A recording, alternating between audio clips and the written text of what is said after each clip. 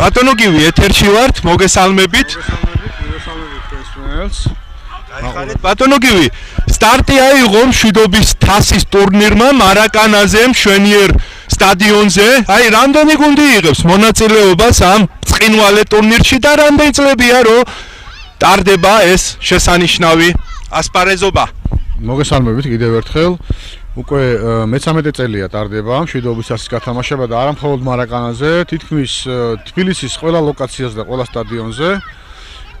ჩვენი პარტნიორია როგორც 35 საფეხბურთო სკოლა და სწორედ აქ მარაკანაზე იმართება ნაწილი ასაკობრივი ჩემპიონატისა, ასევე ინტერის აკადემიაზე, სადაც ასევე ასაკობრივად ინტერი მასპინძლობს ჩვენს ჩემპიონატს.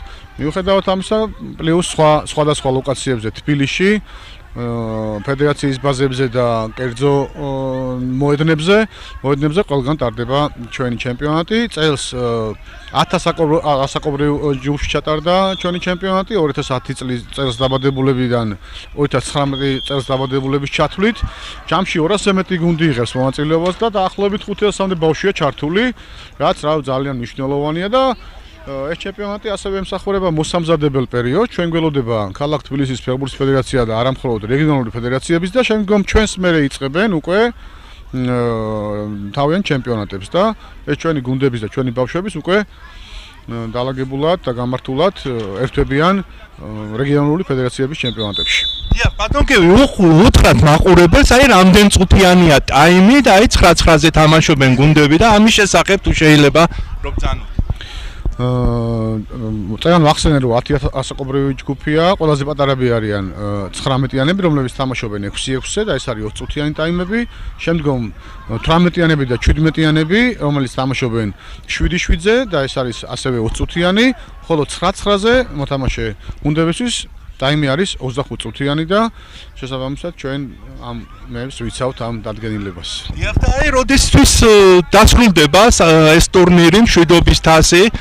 ჩვენ როგორც ყოველ წელს იანვრის ბოლოს ვიწყებთ და მარტის შუა რიცხვებში ვამთავრებთ, დაახლოებით 15 მარტისთვის და მაქსიმალურად ვცდილობთ, რომ ჩვენ ხელი არ შევუშალოთ ფედერაციას და მოუჩეთ დროულად, რომ შემდგომ ფედერაციამ დაიწყოს თავისი ტურნირები.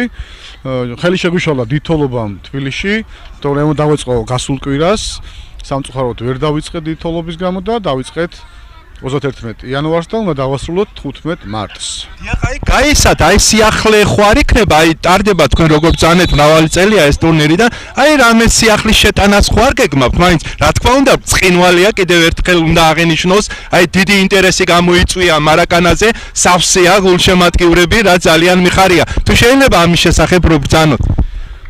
სიახლეები რა თქმა უნდა გვაქვს, რომ მუშაობ და ვშრომობთ იმისთვის, რომ გქონდეს მშვიდობის თასს, გქონდეს თავის ლოკაცია კონკრეტული და თავის სტადიონი, სადაც ჩაატარებს თავის ჩემპიონატებს, ასევე მოთხოვნაა ძალიან დასავლეთ საქართველოსდან, იმიტომ რომ თქვენ ნახევარი გრძელდება ჩვენი ჩემპიონატი ფიზიკურად ვერ ჩამოდიან და მოთხოვნაა რომ ჩვენ ჩავატაროთ დასავლეთშიც და ფიქრობთ რომ ზაფხულში ივნისი-ივლისის თვეში ალბათ შევარჩევთ რამოდენიმე ასაკს, გამარჯვებულებს და საპრიზო ადგილზე გასულ გუნდებს დავპატიჟებთ დასავლეთში და უკვე იქ ჩავთავთ დასავლეთის გუნდებს, ქუთაისი, სამტრედია, ბათუმი, ფოთი და ასე შემდეგ და გვინდა რომ დასავლეთშიც მოთხოვნიდან გამომდინარე დასავლეთშიც იყოს ჩატარდეს მშვიდობის თასის გათამაშება ივნის-ივლისის თვეში. დიახ, ბატონო გივი, რაიმეს დამატება ხო არ გნებავთ? აი, რო ბრძანოთ.